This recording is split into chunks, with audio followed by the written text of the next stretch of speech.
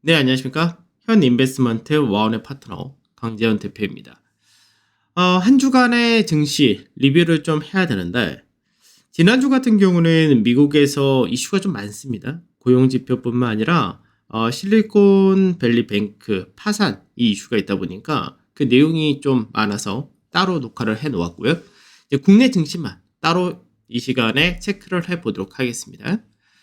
자, 먼저 이제 한 주 동안의 증시를 보게 되면 지수를 볼 때 지수는 이제 거래소가 1.5% 정도 하락했다 되고요.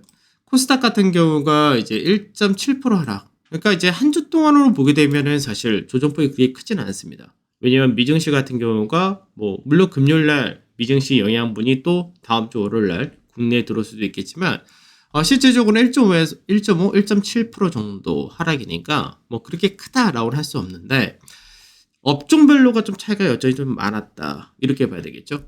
그러니까 이제 실제로 지난 한 주 동안 2주차 증시를 볼 때 국내 증시에서 문제되는 거는 사실 수급 이벤트라고 할 수 있는 선물 옵션 동시 만기 이게 있었고요.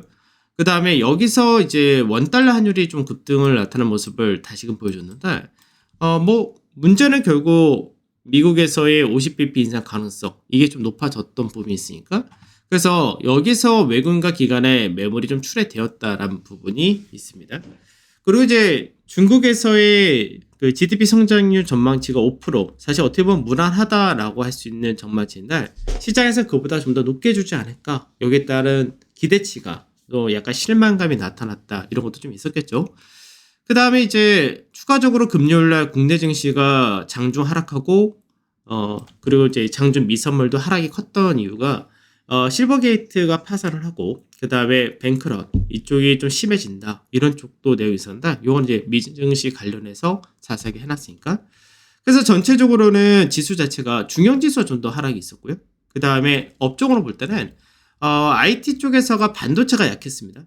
근데 반대로 2차 전지 대용 셀 같은 경우는 뭐 주 중반까지는 강세 띄고 그러고 나서 하락을 했다면서 거의 제자리 걸음을 했기 때문에 실제로는 IT 쪽에서는 그렇게 큰 폭의 하락이었다라고는 할 수 없고 은행주들의 하락이 좀 있었죠. 그러니까 은행주는 이제 미국의 은행주들 하락에 따른 영향을 같이 받기도 했고 그다음에 카카오뱅크 이런 쪽의 하락이 좀 컸었는데 최근 들어서 이런 내용이 좀 나옵니다. 국내에서도 대출이 워낙 많았었고 빚을 내 가지고 투자도 하셨고 빚을 내서 소위 말해서 이제 갭 투자 주택에 대해서 투자도 많이 하고 했었는데 이제 이자 비용 자체가 부담이 되기 시작하니까 연체율이 좀 높아진다는 법이 있습니다. 그러다 보니까 중저 신용자들을 대상으로 한 이제 신용융자 같은 경우가 연체율이 높아진다. 뭐 그런 게 있는데 이게 뭐 카카오뱅크라든지 K뱅크 이런 쪽으로 영향을 좀 미친다. 얘기가 좀 있어요. 그러다 보니까 이제 카카오뱅크 같은 경우가 하락이 좀 더 나타난 케이스. 근데 실제로 또 우리가 안을 살펴다 보면은 밸류가 비싸다. 이런 것도 있겠죠.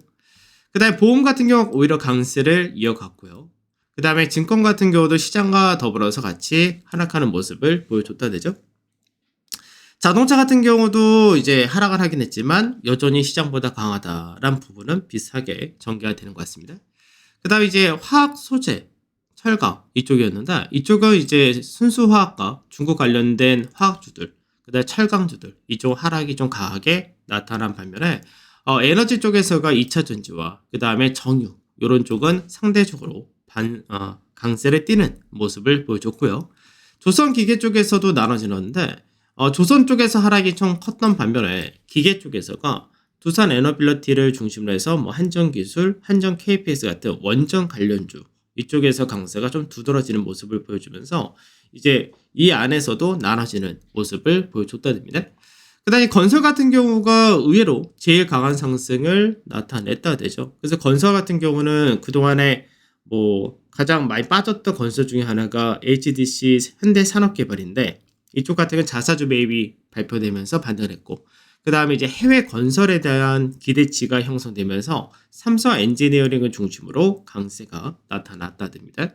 그 다음 항공해운 쪽에서는 이제 해운주들의 하락이 좀 두드러졌고 항공에서도 리오프닝 관련된 저가 항공사들 그 다음에 서비스 그러니까 미증시와 연동을 제일 많이 하는 쪽이 국내 증시에서는 인터넷 쪽과 그리고 반도체 쪽이 미증시와 연동을 가장 많이 하다 보니까 그에 따른 영향이 역시 네이버랑 카카오라든지 그 외적인 게임주들까지 같이 떨어졌습니다.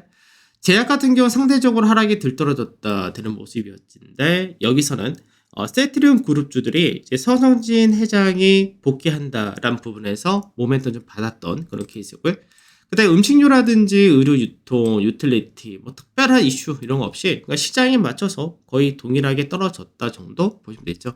상대적으로 의료 쪽에서는 일부 OEM 관련주도 실적이 잘 나왔죠. 영업무역이라든지 이런 쪽이 실적이 잘 나왔던 부분에서 일부 종목별 차별했었고 통신 같은 경우는 더 이상 빠지기가 힘든 위치까지 왔다라는 얘기를 해드렸는데 통신 같은 경우는 정부에서의 이제 요금제 인하 이 얘기가 계속해서 부정적으로 작용했지만 추가적으로 더 빠지기에는 밸류라든지 이런 부분이 싸다 이런 게 있었다로 보시면 되겠죠.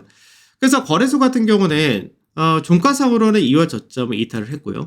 반대로 2월 저점 자리 때는 또 지켜준 모습을 보여줬다 되고 반대로 이제 코스닥 같은 경우 그동안 엄청나게 강했었죠.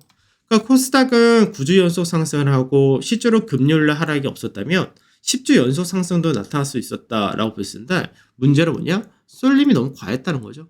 그러니까 이 쏠림이 과하게 나타난 부분이 결국 이들 종목군들이 수요일 날부터 좀 꺾이는 모습이 나타나면서 하락이 세게 나타났다. 이게 코스닥 증시의 하락으로 연결된 그런 케이스였는데 앞전에 말씀드렸듯이 코스닥이 이렇게 쏠림화가 돼서 결과가 좋게 해소화된 적이 없었기 때문에 결국 이 부분을 풀어가는 데 있어서 충격이라는 부분이 좀 있을 수밖에 없다. 그건 좀 생각을 하셔야 되지 않을까 싶습니다. 자, 차트 한번 보도록 하죠. 코스피 지수 먼저 보면은, 코스피 지수가 이제 한 주간으로 볼 때, 실제적으로 한 주간의 이제 상승과 하락을 보게 되면은, 지난주 금요일 대비해서 1.54% 이렇게 하락을 했다 됩니다. 다만 이제 좀 좀 아쉽다라고 할 수 있는 부분이 시장에서 21선을 상향 돌파하면서 이제 윗자리 돌파에 대한 기대감을 어느 정도 만들긴 했었죠. 근데 이제 그 부분이 만기를 앞두고 이제 미증시 하락률까지 같이 받으면서 만기일 전날 대규모의 프로그램 매도, 만기일날 외국인들의 매도, 그리고 금요일날 낮게 출발했다 이렇게 됩니다. 사실 이제 중요한 거는 국내 증시에서는 미국에서의 뭐 실리콘밸리 뱅크 여기에 대한 파산 부분 그게 뭐 더 확대될 거냐 아니냐는 지금 현재는 뭐 그렇게 중요치는 않다라고 생각하는데 이게 더 커질 수도 있지만 크지 않고 거기서 마무리될 수도 있으니까 다만 국내 증시에서 현재 중요한 뭐 긴축에 대한 부분 이게 어떻게 풀리느냐 사실 이게 더 중요하다 되겠죠. 그래서 코스피 같은 경우는 지금 현재 뭐 다중바닥을 만들어 간다는 부분은 여전히 유효합니다. 그래서 앞전에도 설명드렸듯이 이게 21선 3중바닥을 만든다 했을 때 21선의 저점 이 자리대를 깨지 않는 과정 그 부분이 나오면은 가능하다는데 이것도 너무 많이 내려오면 나중에 위로 넘어가기가 어렵겠죠. 그래서 어느 정도는 21선이 이렇게 내려오는 과정에 들어가 있는데 이 부분을 올라타서 넘어가느냐 이게 중요하다 됩니다. 그러니까 이게 나온다면은 직전 고점은 원래가 기본 돌파형이 나온다 되기 때문에 결국 이제 윗자리를 대한 기대치는 여전히 높게 가져갈 수 있다 될 텐데 문제는 이제 거래소 같은 경우가 제일 앞전에는 여기서 코스닥 대비해서 하락이 가장 상대적으로 하락이 컸다기보다는 올라가지 못했던 가장 큰 배경 중에 하나가 거래 대금의 감소였던 거죠. 그래서 그 거래 대금의 감소가 대부분 코스닥 돈의 일부 2차 전지를 비롯한 업종으로 쏠림화가 있었다고 했었는데 그 쏠림화가 어느 정도 풀리는 모습이 현재 나타나면서 거기서 거래의 증가 나왔던 부분이 이제 미증시의 영향과 환율의 상승 영향을 같이 받았다 되는 거죠. 그러면 우선은 이제 딱 볼 때 앞서 2월달 저점 자리 때는 금요일날 지켜주는 모습을 보여줬었다 되고요. 다만 종가상에서 2,400이라는 자리대를 이제 1월달 상승하고 난 이후에 처음으로 한번 이탈한 그림을 보여줬다 됩니다. 그러면 지금 자리대에서 반등이 나와서 다시 그 위로 가느냐 이게 다음 주 제일 중요하다 볼 수 있는데 주간상으로 보게 되면은 뭐 코스피와 조정 기간이 굉장히 길게 나온 거죠. 그래서 처음에는 이제 4주 동안 연속해서 상승을 했고 그 나서 4주 동안의 조정을 받다가 반등을 하나 했다가 그러고 나서 다시금 하락을 했다 이렇게 돼버리니까 결과적으로 시장에서 지금 상승과 조정이 아직까지 이어지고 있다 이렇게 됩니다. 그래서 추가 조정을 더 받을 건지 아니면 바닥을 여기서 마무리하고 반등할 건지 이 부분은 조금 다음 주에 확인하는 과정이 필요할 수밖에 없다 되겠죠. 근데 중요한 건 뭐냐면 시장에서 요 구간대에서 고가를 만들고 왔다 갔다 하는 과정을 계속해서 겪을 때 문제는 이거를 넘어갈 때 지금 시장이 성장주를 중심으로 넘어가는 거는 안 된다는 얘기를 계속해서 하고 있는데 이게 지금 미증시에서도 반복이지만 지금 현재 시장에서가 금리가 여전히 종료된 게 아니고 인상이란 부분이 그리고 이제 금리가 하락으로 나타난다가 올해는 사실 없다란 부분도 거의 동의를 할 거고요. 그리고 금리가 떨어진다 하더라도 중요한 거는 예전처럼 저금리라는 시장은 당분간 안 온다는 얘기입니다. 그래서 뭐 미국에서의 이 실버게이트라든지 실리콘밸리 뱅크가 파산한 배경이라든지 이런 것들 다 보면은 결국 뭐냐 높아진 금리에 따른 자금 조달이 안 된다는 거고 그 부분이 결국은 성장주란 이쪽에 대한 부담으로 계속해서 올 수밖에 없는 여건이 만들어졌다는 거죠. 그래서 이 라인들을 넘어가기 위해서는 시장에서 고밸류라고 하는 성장주를 중심으로 가는 거는 여전히 힘들다는 관점입니다. 그래서 실제로 2월 이때부터 이제 성장주 중심으로 올라갔던 부분이 빠지기 시작한 거죠. 그러다가 여기서 경기 관련주가 이제 우위를 차지하기 시작을 했고 여기서가 이제 왔다 갔다 하면서 솔리마 된 쪽에서가 빠진다가 되는 건데 거래소는 그렇게 솔리마가 심하게 나타나지 않았습니다. 그리고 거래소는 그래도 받쳐준 쪽과 아닌 쪽 조정을 충분히 받쳐준 나눠지다 보니까 그래서 거래소는 또 글로벌 증시에서 워낙에 상승폭도 작았던 만큼 그러니까 국내 코스피를 보게 되면 고가 대비해서 지금 현재 하락폭 대비해서 38.2도 올라오지 못했던 거죠. 그러니까 상대적으로 굉장히 약한 형태를 보여줬기 때문에 그래서 조정폭도 추가적으로 더 빠지게 된 자산 가치란 부분이 있어서 거기서는 좀 괜찮다 이렇게 볼 수 있고 그 다음에 이 부분도 현재는 어떻게 전개되느냐 보면서 지금 현재 주 하락 추세를 보게 되면 주 하락 추세가 이 가격이 되겠죠. 그래서 어느 정도 주 하락 추세 라인대를 지금 현재는 타고 내려온다, 지지받는다 이렇게도 볼 수 있습니다. 그래서 지금 얼핏 볼 때는 2370포인트 자리 때, 요 라인대 정도가 이제 중요하다 정도 이렇게 볼 수 있는데 지금 패턴상으로 볼 때는 시장에서 앞으로 패턴을 요 가운데에서 왔다 갔다 하다 넘어가는 것도 중요하지만 시장에서 요 라인대 이런 식으로 해서 어떻게 보면 상승 직각형 상하 패턴이다 이렇게도 얘기를 하는데 여기서 저점을 어디서 만들어 주느냐 그리고 이렇게 넘어가느냐 이게 이제 좀 중요하다 이렇게 보입니다. 자, 그 다음 코스닥 한번 보도록 하죠. 코스닥도 이제 요 근래 들어서 사실 포모라는 말 저는 개인적으로 포모 징크스다 이런 거 굉장히 좀 안 좋은 표현인데 이게 왜 이 표현이 안 좋냐면 상대적인 박탈감인데 상대적인 박탈감이란 부분을 자꾸 시장에서 얘기를 해버리면 많은 투자자분들이 흔들리게 됩니다. 문제는 그렇게 흔들려 버리면은 사람들이 이쪽으로만 가야지 수익이 나는 줄 착각을 하시게 되는데 그렇게 되면 결국 솔리마가 나옵니다. 근데 이 솔리마가 결국 어떻게 되냐? 후유증을 앓게 만들 수밖에 없는데 그 후유증이 시장에서 밸류가 괜찮거나 실적이 확실히 보장이 되거나 보이거나 이렇게 되는 기업들 같은 경우는 제한적인 흐름으로 끝낼 수가 있는데 그게 아닌 경우는 시장에서 그 후유증이 크게 나타날 수밖에 없다가 됩니다. 그러니까 문제는 뭐냐면 코스닥이 거래소 같은 경우는 상승폭 자체가 얼마 안 됐는데 코스닥은 지금 상승폭이 코스닥 지수를 기준으로 할 때 여기까지 20%가 넘게 올랐던 거죠. 근데 문제는 저점 대비해서 요 상승폭 단기간에 그러니까 금요일날 하락이 없었다면 10주 연속 하락이었는데 코스닥 지수가 23%인데 여기서 코스닥 대형 에코프로비엠이라든지 에코프로 이런 것들이 워낙에 가파르게 올랐기 때문에 그쪽에서가 올라간 부분인데 단기적으로 23%라는 지수 상승이 나타났던 거죠. 엄청난 상승인 거죠. 사실 단기간에 23%라는 상승은. 근데 이 부분이 중간에 쉬면서 계단식으로 올라왔다면은 어느 정도 조정도 덜 나올 수 있는데 너무 가파르게 올라온 겁니다. 그러니까 이 부분이 이렇게 가파르게 올라올 때 중요한 거는 기관 투자자들은 어떻게 했냐? 연기금 같은 경우 그동안 코스닥에서 그래도 나름대로 비중을 잡고 있었던 쪽이었었는데 이쪽에서 아주 대규모로 던지기 시작을 한 거죠. 거기서 외국인도 마찬가지로 같이 던지는 모습이 나타났다는 겁니다. 그러니까 기관 투자자들은 빠지기 시작한 거죠. 빠는데 개인 투자자들이 여전히 시장에서 좋다는 쪽으로 워낙에 가파르게 사다 보니까 앞으로 이 부분이 어떻게 풀리느냐 결국 보게 되는데, 지금 코스닥 같은 경우는 전체적으로 하락폭 대비해서 거래소가 아까 38.2%까지도 못 올랐는데 코스닥 같은 경우는 50% 근처까지 올라왔다 된 거죠.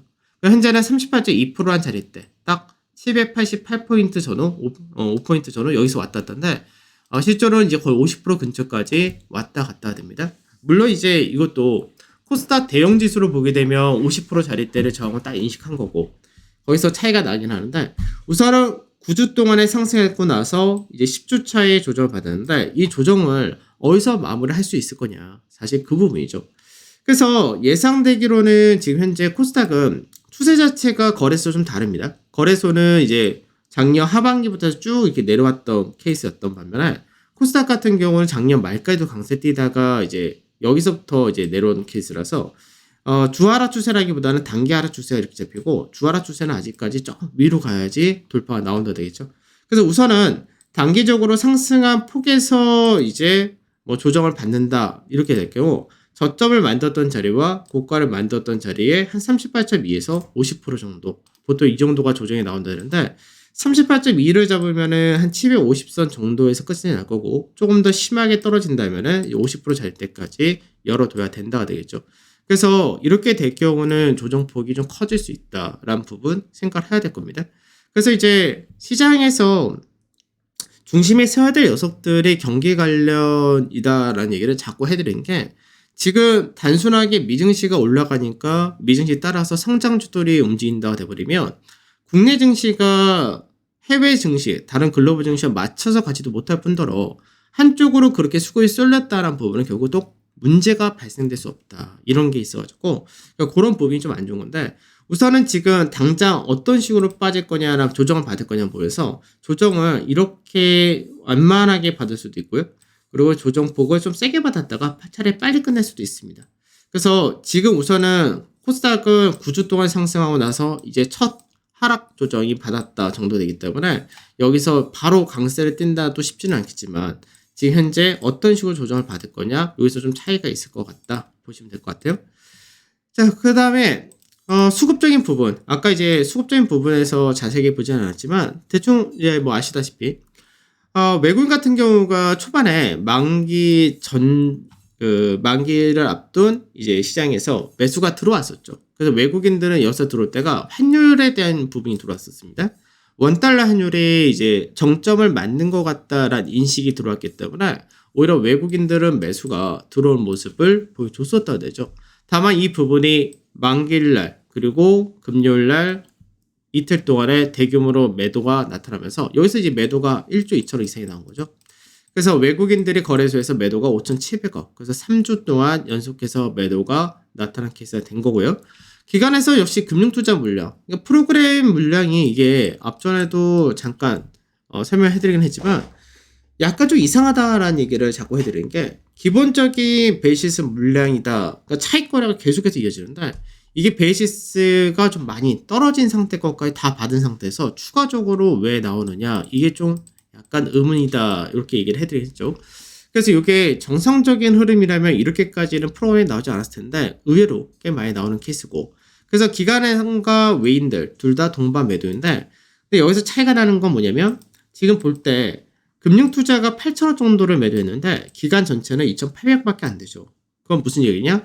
그 나머지 기관 투자자들이 매수를 했다가 됩니다. 그럼 그들이 누구냐라고 볼 때 대표적인 게 투신과 연기금이 되겠죠. 그래서 투신과 연기금 같은 경우는 그동안 시장에서 뭐 작년부터 계속 팔기도 했고 지수가 반등하고 외인들 살 때마다 팔았던 쪽이었었는데 이번에는 매수가 들어온다는 얘기입니다. 그래서 투신과 연기금이 지금 2월 달부터 꾸준하게 매수세를 보여주면서 이들의 매수가 시장에서 대형주 중심으로 잘 들어온다가 받추는 요건이다, 이렇게 볼 수도 있습니다. 그다음 코스닥 같은 경우는 역시 외국인들 매도 그대로 나타났고요. 기관 역시 매도가 많았는데 여기서 차이가 나는 거죠. 그러니까 이제 금융투자가 거래소에서는 매도가 굉장히 많았던 반면에 이제 코스닥에서는 프로그램 차익이란 부분이 작으니까 이쪽은 매도 규모가 제한적이었었는데 투신과 연기금 그 나머지가 다 사는 거래소 사는 반면에 코스닥에서는 매도를 더 크게 나타냈다 됩니다. 그래서 실질적으로 이제 코스닥 같은 경우가 외국인과 기관이 한 주 동안에 1조 6,500을 파는 거고 거래소에서 한 8천억 정도 매도했으니까 실제로 시장 규모에 비해서 당연히 거래소가 더 우위를 차지할 수밖에 없는데 이제 코스닥에서 약 2배 정도 개인들의 매수가 더 많이 들어왔다 이렇게 보면 되겠죠. 자, 그러면은 이제 환율적인 부분도 한번 보죠. 환율이 그럼 결국은 외국인들 입장에서 여전히 중요하다가 되는 건데 금요일날 장중에 환율이 1329원까지 올라왔습니다. 그러니까 환율이 국내 증시가 유독 이상하게 환율이 높습니다. 그러니까 미 달러 인덱스 같은 경우가 지금 105.8불 정도까지 찍었다가 이제 금요일날 고용지수 나오고 뭐 하면서 104.5불 정도로 다시금 많이 떨어진 상태인데 물론 우리나라 원달러도 1320원으로 다시금 내려오긴 했습니다. 다만 항상 국내 환율이 더 변동성이 크다는 부분 이게 있는 거죠. 그래서 앞전에 환율이 이제 1326원대를 찍고 나서 떨어지는 모습이 나타났기 때문에 이 위치가 전체적인 이 추세 라인대의 되돌림이자 하락폭이 50% 자리다라는 관점에서 여기가 고점 인식이니까 외인들 매수 이 논리가 맞게 들어왔던 케이스였죠. 근데 이제 이 부분이 목요일하고 금요일날 다시금 반등이 나면서 환율이 다시 불안해졌다 이 부분이 있습니다. 그래서 금요일날 장중에는 1329원으로 직전의 고가를 또 넘어가는 모습을 보이다가 종가상으로는 1324원이니까 다시금 종가상에서 윗자리를 맞고 떨어진 모습으로 되었는데 요게 이제 중요하다는 게 여기서 이제 떨어지는 모습이 나타나면은 이제 어느 정도 시장에서 짧게 볼 때는 이제 고가 찍고 내려왔다 이거를 확인하고 전체적인 주봉사에서는 이제 맞고 떨어지면서 이제 환율 자체가 되돌림이 종료 이렇게 볼 수 있는 케이스가 되는데 요건 이제 역시 다음 주 확인 좀 해야 되겠죠. 그래서 다음 주 소비자 물가 지수가 역시 중요할 겁니다. 그래서 소비자 물가 지수가 현재 컨센서스가 6.0%인데 요 부분을 부합을 하거나 해준다면 확연하게 미국에서 25bp 금리 인상이 될 테니까 그때 경우는 떨어진다 이렇게 볼 수 있겠죠. 자, 그래서 이제 지난주에 이제 얘기했던 부분이 뭐냐면 신용이 불안하다. 그게 코스닥 신용인데 왜 그 얘기를 했냐면 시장에서 지금 뭐 미국에서의 그런 사태도 결국은 또 성장주고 꼭 고밸류 문제가 될 수밖에 없는 건데 국내 증시에서 제일 문제됐던 게 사실 글로벌 증시에서 2차 전지 테마라든 이런 게 국내만큼 규모가 크지도 않을 뿐더러 시가총에서 차지하는 비중도 그렇게 크지가 않습니다. 근데 문제는 지금 국내 거래소나 코스닥이나 2차 전지가 차지하는 비중이 지금 너무 높은 거죠. 근데 이 높은 비중이 아직까지 실적으로 보여진 부분이 너무 적은 겁니다. 보여진 부분이 적다는 거가 지금 매출의 성장이라든지 이익의 증가는 당연히 나오죠. 점점점 이제 전기차 시장이 커지고 있으니까 당연히 매출 증가와 이익 증가는 당연한 부분입니다. 근데 아직까지 시장 전체에서 차지하는 이익의 폭 자체가 얼마 안 되는 거죠. 무슨 얘기냐? 코스닥이 원래 성장주 중심이긴 하지만 코스닥에서 지금 현재 2차 전지가 시장에서 차지한 비중이 28% 정도 차지하고 있는데 이익을 28% 차지하냐? 이게 아니라는 얘기죠. 거래소도 마찬가지입니다. 거래소에서도 지금 LG에너지 솔루션이라든지 삼성 SDI라든지 그 다음에 LG화학 이런 쪽 SK이노베이션 이런 쪽에 시장에서 차지하는 시가총액 비중은 굉장히 높은데 그만큼 이익이 절반 정도 수준을 차지하느냐 시장 전체에서 이익이 그거는 아직까지 많이 부족한 거죠. 근데 문제는 이제 국내에서 솔리마가 너무 심하게 나오니까 아까도 얘기했듯이 포모라는 말이 나오면서 이게 사람들을 굉장히 많이 혹하게 만든 이야기인데 이쪽 아니면 이쪽만 해야지 돈을 벌 수 있다. 이쪽은 나머지는 안 된다라는 논리를 자꾸 만들어요. 이 포모란 말이 나올 때 왜 솔리마니까. 그러면 사람들이 어떻게 되냐? 이쪽은 안 되는데 이쪽에서는 돈을 번대더라. 그래서 그렇게 말이 나오면 사람들이 어떻게 하냐? 이쪽으로 자금이 쏠립니다. 문제는 개인 투자자들이 쏠릴 때 어떻게 들어옵니까? 신용의 증가라는 부분을 항상 데리고 가버리죠. 그러면 어떻게 되냐? 신용의 증가가 나오니까 결국 무슨 일이 벌어졌냐면 거래소가 신용 규모로 보게 되면은 전체 시가총액 규모가 지금 이제 금요일 날 기준인데 1892조입니다. 거기서 신용 잔고가 8조 9천억이고요. 그래서 잔고 비율을 우리가 0.47이다라고 얘기를 하는 겁니다. 그러면 이게 시장에서 유통하는 거래 전체가 아니라 시장에서 시가총액 대비이기 때문에 사실 적은 부분이 아닌데 코스닥 같은 경우는 어떻게 되냐? 전체 시가총액이 371조 정도 되는데 신용 규모가 9조가 넘어간 거죠. 그러니까 지금 어떤 일이 벌어졌냐면 거래소보다 코스닥의 신용이 더 많아진 거죠. 시장 자체의 규모 자체가 5배, 6배 정도의 차이가 나는 시장인데 그 안에서 신용은 오히려 코스닥이 거래소보다 더 많아졌다는 얘기입니다. 그럼 이런 적이 제 기억으로는 없습니다. 제 기억으로는 거래소보다 코스닥의 신용이 더 많았던 적은 없습니다. 그럼 왜 이런 일이 벌어졌냐? 솔리마에 따른 부작용입니다. 그러면 거래소는 신용 자체가 그렇게 높지 않다는 얘기죠. 왜? 거래소는 12월 달에 고점을 넘어가지 못한 상태에서 그 라인대에서 신용 기업은 높지 않은데 코스닥은 물론 작년 12월 달에 고점을 넘어갔기 때문에 시장에서 신용 자체가 더 많아졌다. 이것도 틀린 말 아니지만 전체 규모로 볼 때는 너무 비대해진 거죠.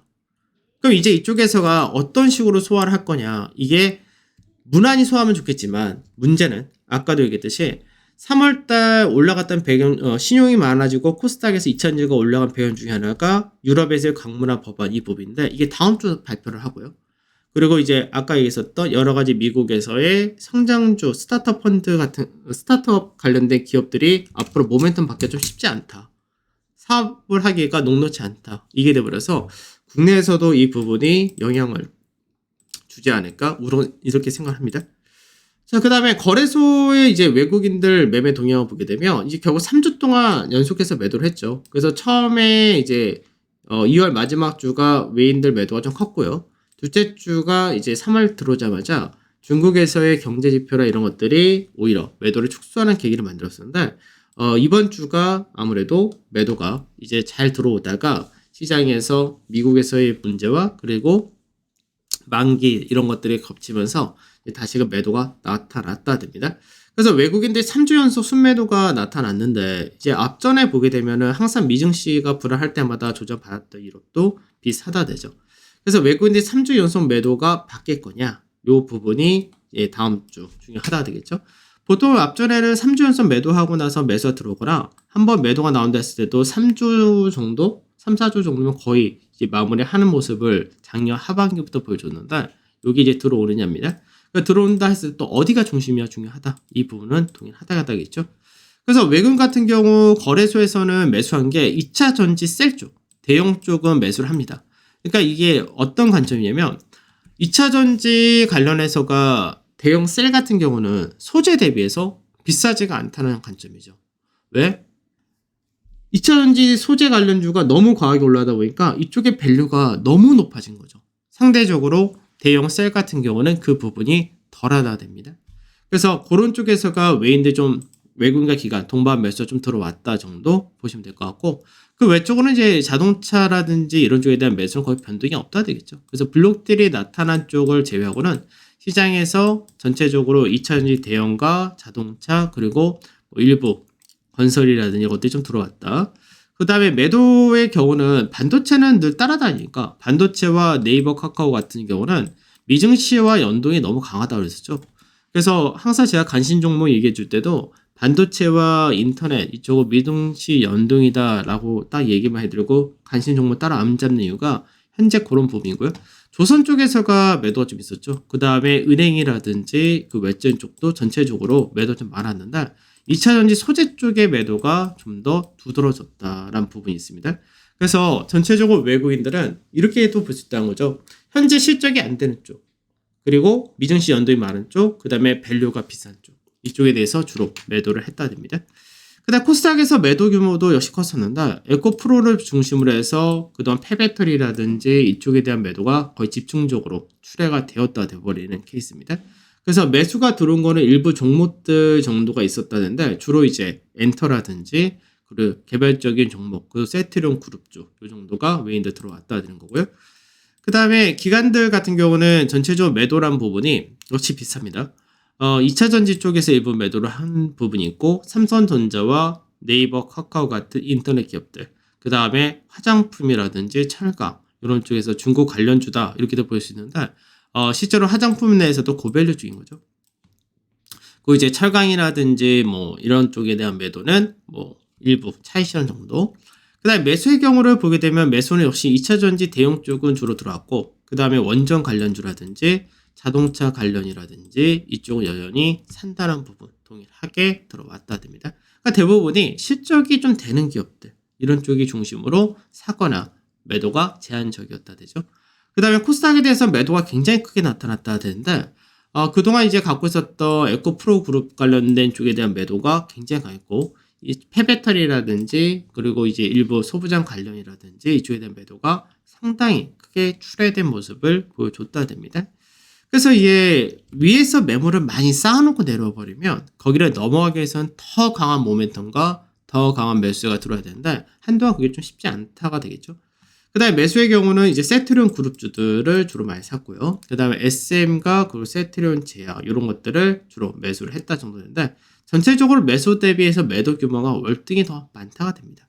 그래서 수급적인 부분에서는 이제 여전히 이제 나눠지는 거죠. 예전처럼 단순하게 시장 전체적으로 우르르 매도하고 우르르 사고 이런 구조가 벗어난 지가 벌써 2월 달부터 이어지기 때문에 업종별 종목별 차별한데 결국 이제 시장에서 키 맞추기라고도 할 수 있고 그동안 과하게 쏠렸던 부분이 해소되면서 반대쪽으로 넘으면서 코스피의 상대적 우위가 연결될 때 어디가 중심이 될 거냐 이게 앞으로 중요하다 이렇게 보시면 될 것 같습니다. 자, 뭐 다음 주 시장에 대한 내용과 관심 종목은 나중에 실시간으로 또 공개 방송에서 설명을 해드리도록 하죠. 수고하셨습니다.